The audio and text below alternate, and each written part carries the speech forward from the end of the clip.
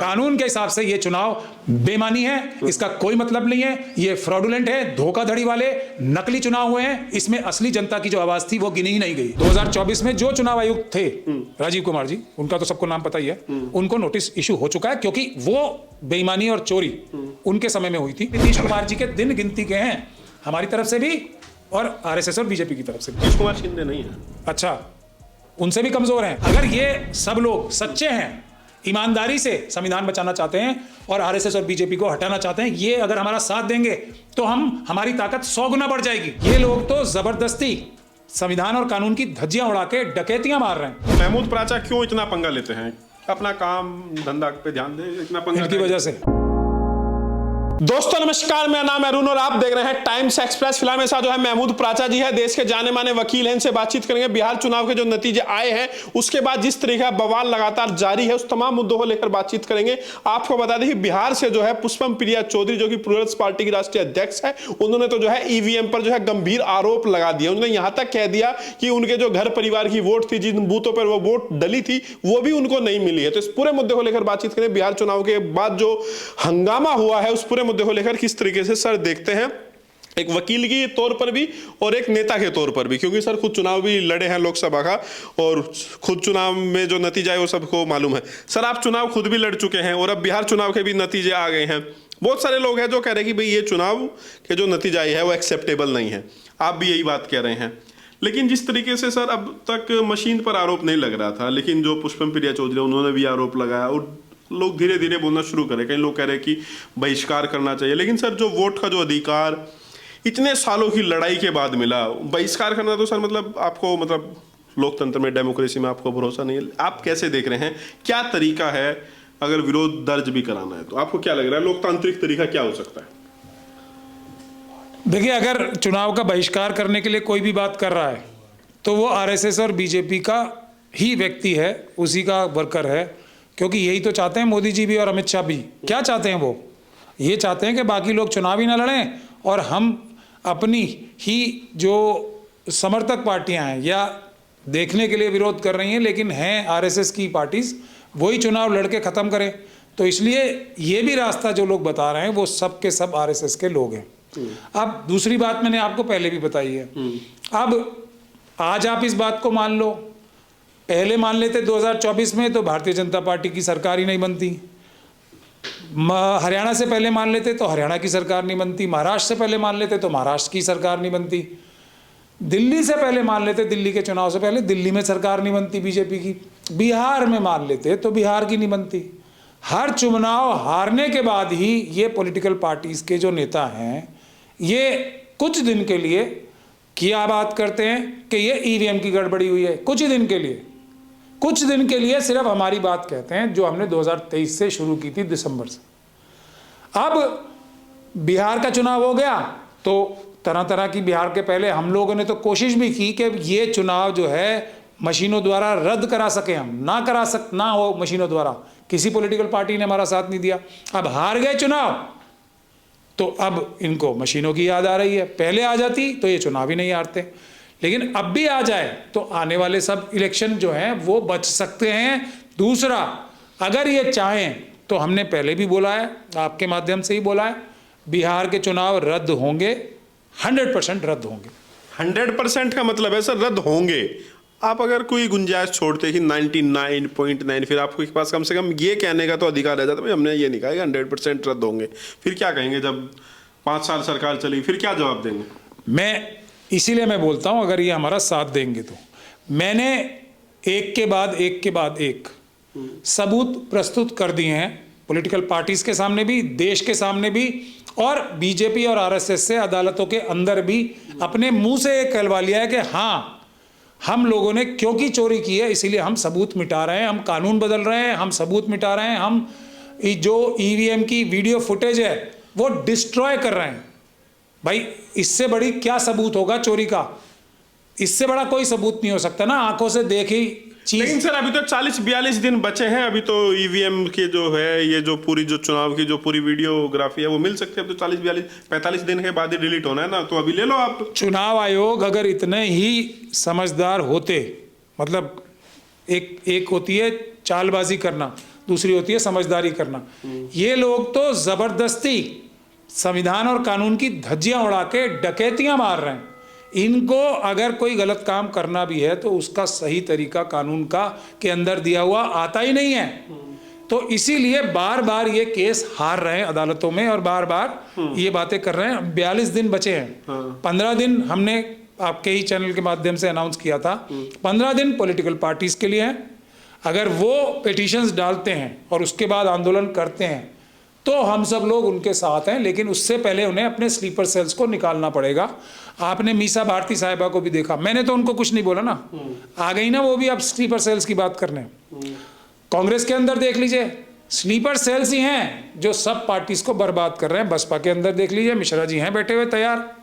तो अगर 12 दिन इनके बचे हैं, अब ये आते हैं तो ठीक है, वरना हमने जनता से आह्वान कर ही रखा है। उसके बाद जो वोटर्स हैं वो ही इलेक्शन पिटीशंस डालें। सारी सीटों के लिए बिहार में सब चुनाव रद्द होंगे। अगर जनता उसमें भी अगर है जनता आंदोलन भी करेगी, हमारा फॉर्मूला एक ही है, 20% अदालतों में और 80% आंदोलन से। इसका जब कॉम्बिनेशन बन जाएगा तो इस देश में संविधान के अनुरूप सारे काम होंगे। ठीक है सर, आप कह रहे हैं कि चुनाव रद्द होंगे, आप कह रहे हैं 100% चुनाव रद्द होंगे, आप कह रहे हैं कि हमारे पास सबूत है, आप लोग कोर्ट में जाएंगे, आप लोग आंदोलन करेंगे। लेकिन आज तक आप लोगों ने जितना भी किया तो क्या आउटकम क्या निकला, क्या हासिल हुआ, आप लोगों ने क्या किया अब तक? क्योंकि आप तो खुद कोर्ट में, आपको तो खुद वकील है, आप खुद केसेस भी लड़ते हैं, क्या मिला अब तक आपको? अब मैं उसके लिए कल एक प्रेस को आप लोग ने सवाल पूछा ही है, तो अब मैं इसका जवाब चाहूँगा कि बाकी सबको भी प्रेस को पता लग जाए। तो बहुत से लोगों को आज ये ऑर्डर जो हमने कराया है, आज एक ऑर्डर हुआ है अदालत से भी, जिसमें राजीव कुमार जी को और उनके दूसरे जो भ्रष्ट अधिकारी हैं चुनाव आयोग के, ईवीएम के द्वारा जो गड़बड़ी 2024 के चुनाव में की गई थी मशीनों के द्वारा, उसी के लिए उन्हें अदालत ने तलब कर लिया है। हमने देश की जनता से वादा किया था कि राजीव कुमार जी को अदालत तक लाएंगे और अपने गुनाहों की सज़ा दिलवाने के लिए कानूनी प्रक्रिया के तहत उनको सज़ा दिलवाएंगे। तो आप देख रहे हैं उसके, लेकिन ये काम किसको आपने तलब किया है, किस को? देखिए, तलब मैं नहीं करता हूँ, अदालत करती है। अदालत को हमने के थ्रू जो तलब हुए हैं लोग, वो सारे लोग हुए हैं। एक्चुअली तो ये पूरी जो भी ये ईवीएम का गड़बड़ घोटाला करने में जो लोग भी शामिल, कौन है बता पाएंगे कैमरे पे? नहीं, अभी बता नहीं पाएंगे क्योंकि अभी ऑर्डर हमारे हाथ में आ जाए तभी बता पाएंगे, इसलिए मैं अभी बताना नहीं चाह रहा। लेकिन जो पूर्व चुनाव आयुक्त है उनको जो है नोटिस हो चुका है। 2024 में जो चुनाव आयुक्त थे राजीव कुमार जी, उनका तो सबको नाम पता ही है, उनको नोटिस इशू हो चुका है क्योंकि वो बेईमानी और चोरी उनके समय में हुई थी। तो अपराध जिसके समय में होता है वही अपराधी होता है। अब जैसे बिहार के सरकार ने कानून बदल लिया है कि जो चुनाव अधिकारी है, अगर उनके कार्यकाल के बाद उनको अगर नोटिस इशू किया जाता है, उन पर कोई कार्रवाई नहीं होगी, अगर मैं सही हूं तो। इस तरह कोई नहीं, देखिए उसके लिए मैं आपको कानून बताऊंगा, लेकिन मैं ये आपको बताता चलूं कि ये था लोकसभा के चुनाव के लिए जो अपराध हुए, ऐसा नियम में चेंज हुआ है, मैं बताता हूं आपको। लेकिन बिहार का और बिहार के चुनाव के लिए तो अभी कोई एफआईआर कराई नहीं ना हमने। लेकिन जो बात तेजस्वी यादव साहब कहते हैं, राहुल जी कहते हैं कि हम लोग जब सत्ता में आएंगे तो तुम्हारे खिलाफ हम कानूनी कार्रवाई करेंगे, हम लोग बिना सत्ता में आए कानूनी कार्रवाई करके इन लोगों को संविधान और कानून के सामने नतमस्तक होने के लिए इनको हम एक तरीके से मुश्किल काम कर रहे हैं। सत्ता में आए बगैर ही कर रहे हैं। हम लोग को तो सत्ता में आना ही क्यों है जब तक कि पूरा अम्बेडकरवाद की सरकार ना बने। मगर आपके सवाल का मैं जवाब देना चाहता हूँ ये कि एक बार फिर पूछिए सवाल तो मैं जवाब दूँ आपको।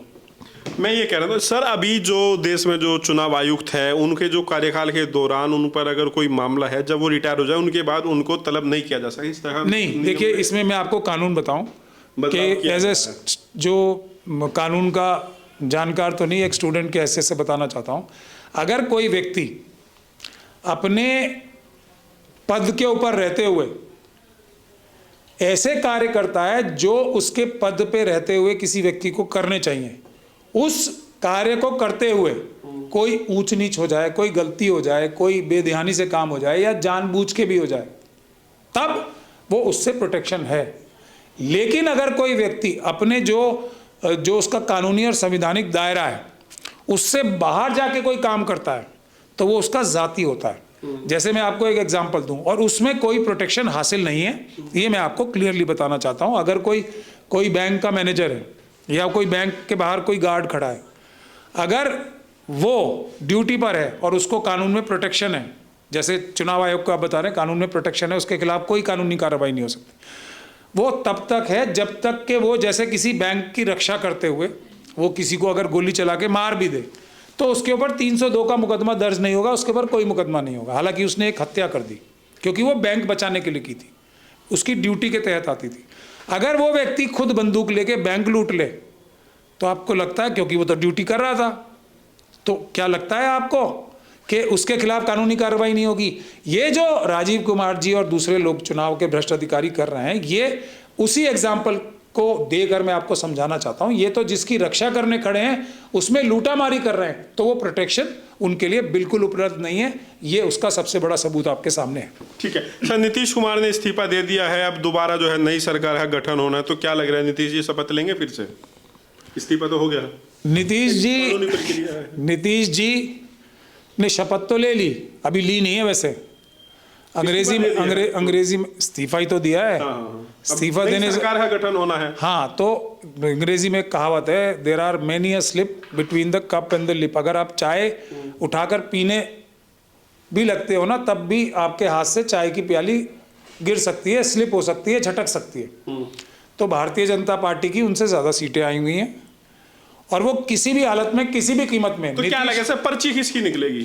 पर्ची तो अगर देखिए, पहले तो नीतीश कुमार जी के चीफ मिनिस्टर के रूप में दिन जो है ना वो गिनती के हैं, ये बात तो मैं आपको गारंटी से बता सकता हूँ।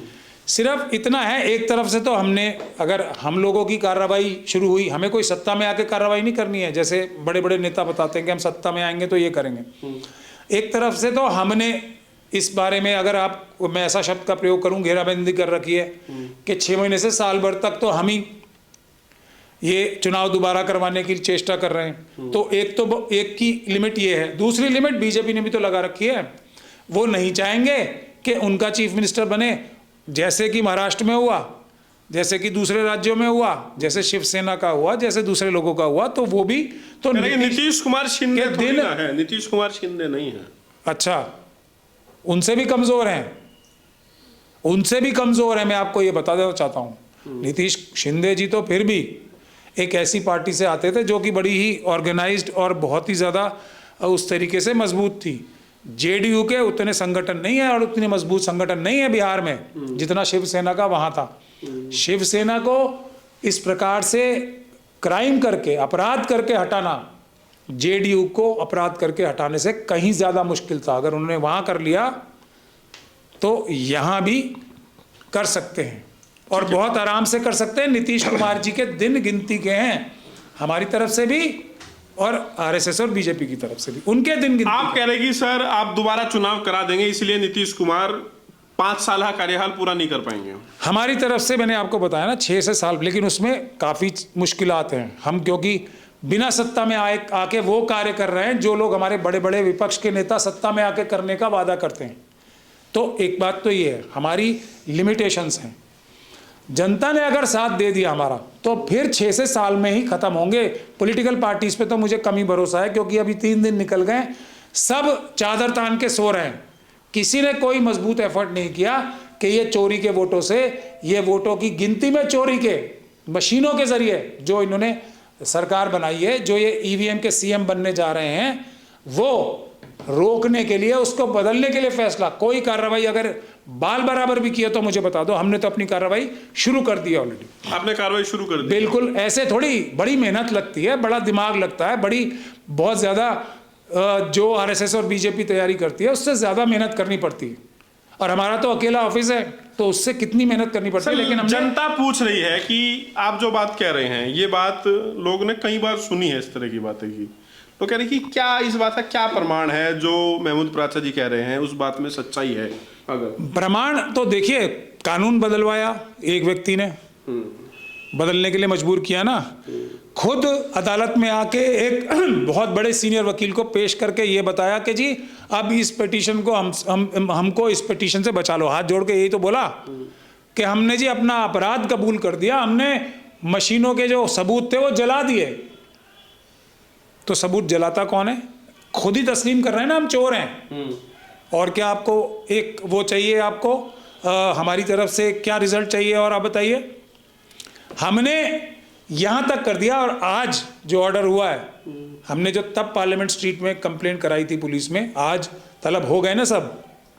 तो कुछ तो हमने किया है ना। लेकिन अब आप कंपेयर किए कि हमारा एक ऑफिस, अगर ये सब लोग सच्चे हैं, ईमानदारी से संविधान बचाना चाहते हैं और आरएसएस और बीजेपी को हटाना चाहते हैं, ये अगर हमारा साथ देंगे तो हमारी ताकत 100 गुना बढ़ जाएगी। और अगर 100 गुना बढ़ गई तो हम 100 गुना अच्छे और रिजल्ट देंगे। सर ये भी महमूद प्राचा क्यों इतना पंगा लेते हैं? अपना काम धंधा पे ध्यान दे, इतना पंगा इनकी वजह से। ये भी आए थे ना विदेश में अपना सब कुछ, ये तो सबसे बड़े वकील बन सकते थे दुनिया के, बन सकते थे कि नहीं बन सकते थे। ये आए, लोगों की, खुद अपने लोगों की गालियां सुनी, जूते तक खाए बाबा साहब ने अपने लोगों से, दूसरों से नहीं। उन्हीं की भलाई कर रहे थे, वही लोग उनको, उनकी बेइज्जती कर रहे थे। इन जैसे जो आदर्श इनके थे। संविधान बनाया, संविधान आप एक बार दिल से कोई पढ़ ले और बाबा साहब के बारे में थोड़ा सा जान ले और संविधान पढ़ ले, वो व्यक्ति ऐसे ही चार्ज अप हो जाएगा जैसे मैं हो गया हूँ। बस इतनी सी बात है। जिसकी समझ में आ रही है, जिसकी नहीं आ रही वो आरएसएस और बीजेपी के रास्ते में निकल जाए। हम लोग भी बहुत बड़ी बड़ी पूरे दुनिया में वकालत भी करते थे और बहुत सब जगह सारी कंट्रीज़ में जाके प्रेजेंटेशंस भी करते थे, आउटर स्पेस लॉ की। वो भी जो ये रॉकेट लॉन्चिंग और स्पेस के जितना भी कानून है उसका मैं पहला वकील हूँ भारत की तरफ से। तो ये करते थे। लेकिन जब हमने देश के संविधान को खतरे में देखा, बाबा साहब के संविधान को खतरे में देखा, तो हम सब कुछ छोड़ के आए इसमें।